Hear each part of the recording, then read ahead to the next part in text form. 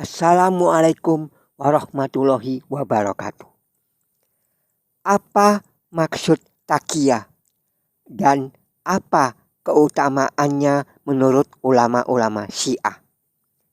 Syekh mereka Al-Mubid berkata, taqiyah adalah menyembunyikan kebenaran, menutupi apa yang diyakini padanya, serta tidak terang-terangan menampakkan sesuatu yang akan mendatangkan mudarat dalam urusan agama dan dunia kepada mereka yang berbeda mazhab. Definisi dari Muhammad Zawid Mughniya, taqiyah yaitu engkau mengatakan atau melakukan kebalikan dari yang engkau yakini untuk menepis keburukan pada diri dan harta atau untuk melindungi kehormatan dirimu, yaitu menampakkan keimanan dengan mazhab ahli sunnah wal jamaah tetapi menyembunyikan keimanan dengan mazhab Syiah Isna Asy'ariyah.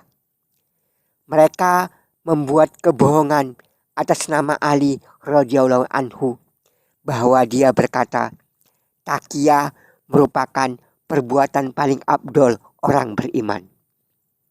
Juga atas nama Al-Husain bin Ali bahwa ia berkata, kalau bukan karena taqiyah tidak akan diketahui pembela kami dari musuh kami.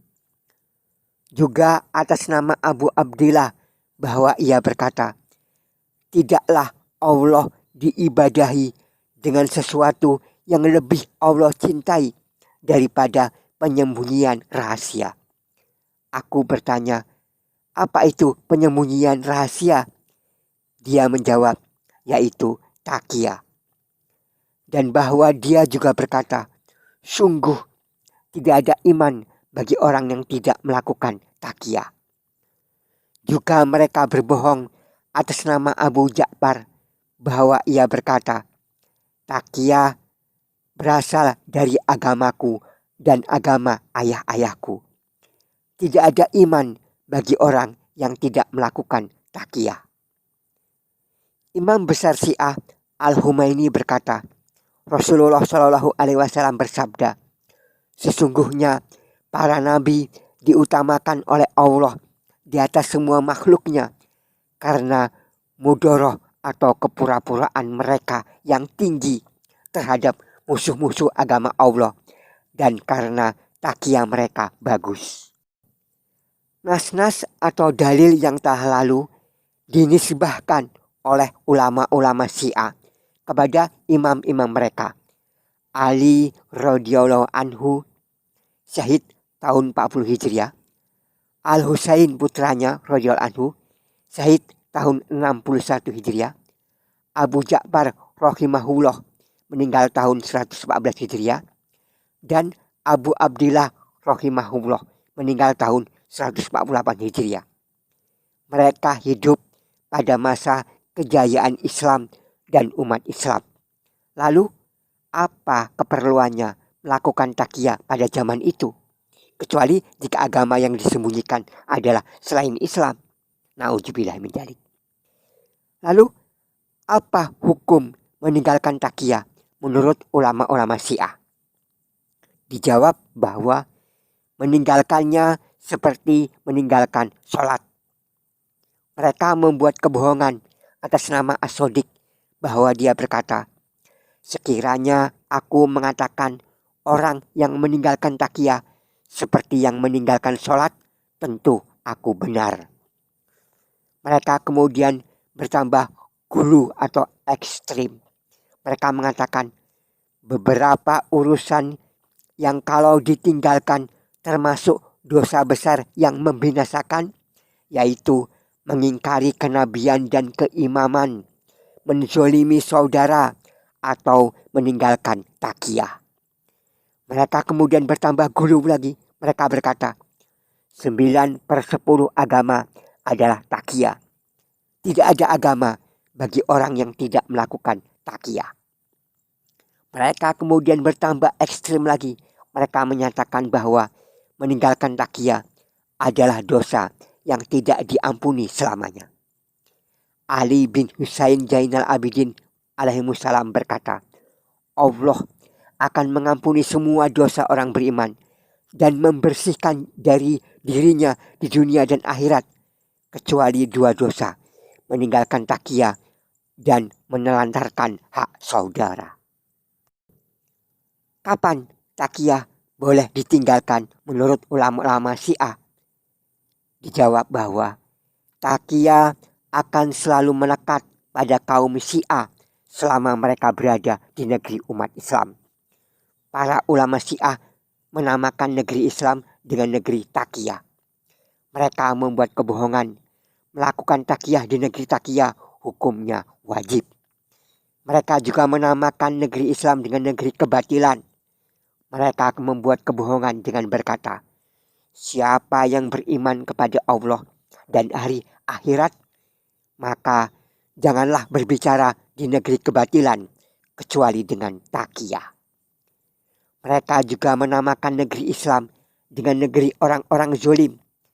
Mereka membuat kebohongan dengan berkata, takiyah hukumnya wajib dan suatu keharusan bagi kita di negeri orang-orang zalim. Siapa yang meninggalkannya, dia telah menyelisihi dan meninggalkan agama imamiyah.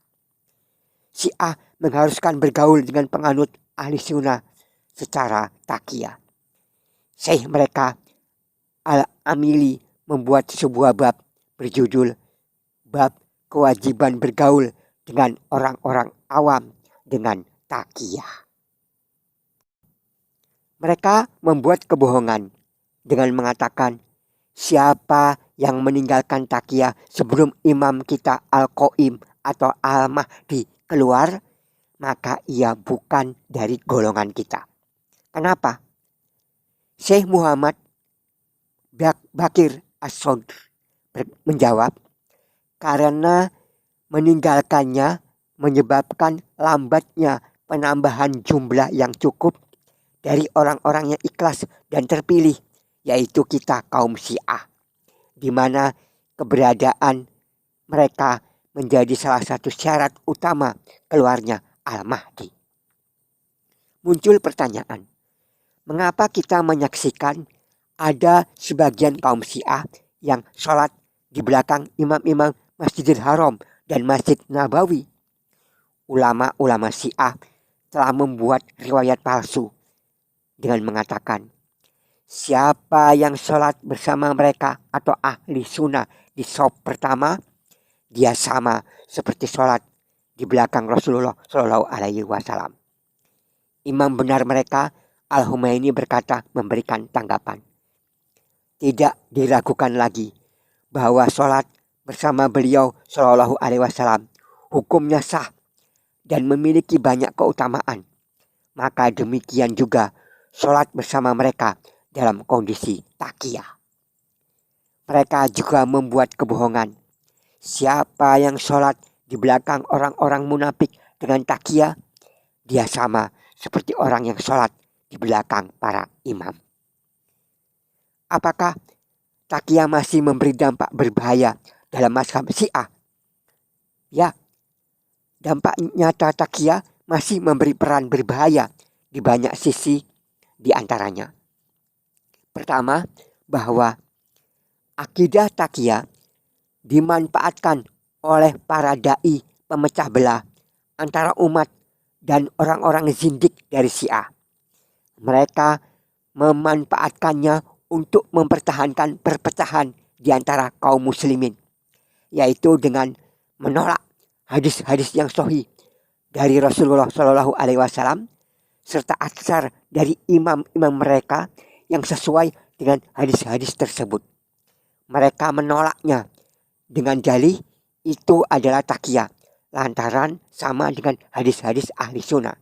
Misalnya, hadis-hadis yang berisi pujian kepada sahabat radhiyallahu anhum, mereka katakan adalah takiyah.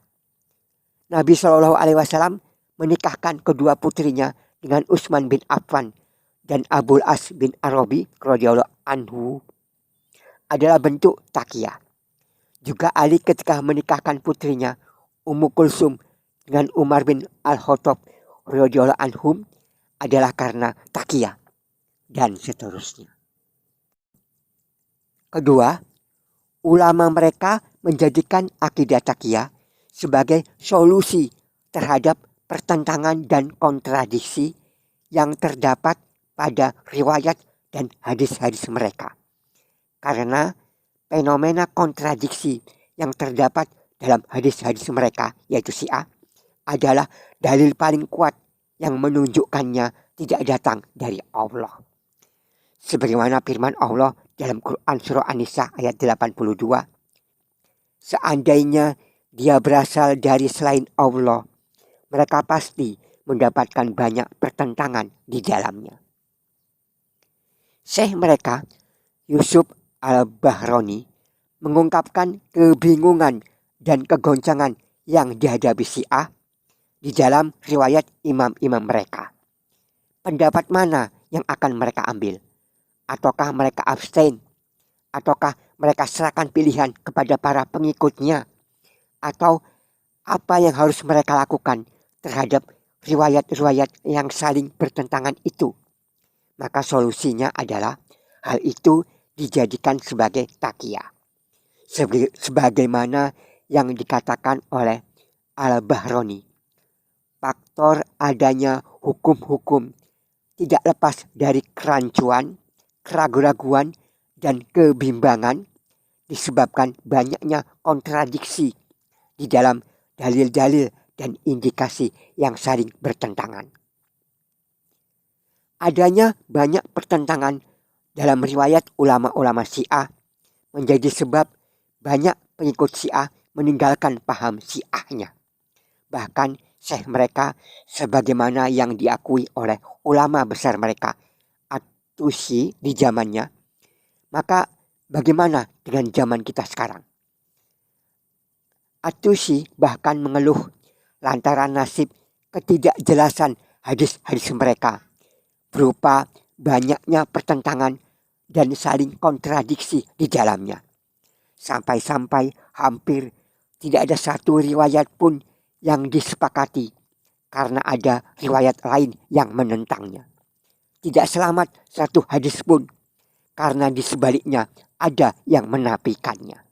Sampai-sampai kelompok yang menyelisihi kita menjadikannya sebagai cacat paling besar pada sekte kita, sekte Syiah. Demikian juga syekh mereka, Al-Fa'id Al-Husaini, mengeluhkan pertentangan kelompok-kelompok Syiah. Dia berkata, Anda dapatkan mereka berselisih dalam satu permasalahan hingga 20 pendapat atau 30 bahkan lebih. Bahkan kalau mau saya katakan, tidak ada satu masalah puruk sekalipun yang mereka tidak berselisih padanya atau di sebagian turunannya. Ketiga, Syekh Syiah meyakini, sebagaimana telah disebutkan, adanya sifat maksum pada imam-imam mereka, bahwa mereka tidak mengalami lupa, lalai, dan salah. Padahal buku-buku mereka yang terpercaya mengabadikan sebaliknya. Maka ketika itu Syekh Syiah mencetuskan istilah taqiyah untuk mempertahankan klaim sifat maksum imam-imam mereka, di mana runtuhnya akidah ini akan menyebabkan seluruh ajaran mazhab Syiah bisa runtuh pula. Alhamdulillahirabbil alamin. Keempat, dari akidah taqiyah mereka lahirlah prinsip wajibnya menyelisihi ahlu sunnah, dan bahwa hidayah ada pada yang demikian itu. Bahwa apa yang datang dari imam-imam mereka yang menyepakati ahlu sunnah adalah bentuk taqiyah. Mereka membuat kebohongan atas nama Abu Abdillah bahwa dia berkata, apabila datang kepada kalian dua hadis yang bertentangan, maka ambillah yang menyelisihi orang-orang itu. Maksudnya ahlu sunnah. Dalam riwayat lain, maka ambillah yang paling jauh dari pendapat orang-orang awam, yaitu ahlu sunnah. Sehingga tanda mereka mengikuti yang hak adalah menyelisihi apa yang dipegang oleh ahli sunnah. Bahkan sekalipun ucapan ahli sunnah sesuai dengan Al-Quran maupun sunnah Rasul Shallallahu Alaihi Wasallam, sebagaimana hal itu sangat jelas dalam akidah ulama sekte Syiah. Demikian sedikit penjelasan saya terkait dengan masalah takiyah yang diajarkan dalam Syiah. Semoga bermanfaat. Lebih dan kurang saya mohon maaf. Assalamualaikum warahmatullahi wabarakatuh.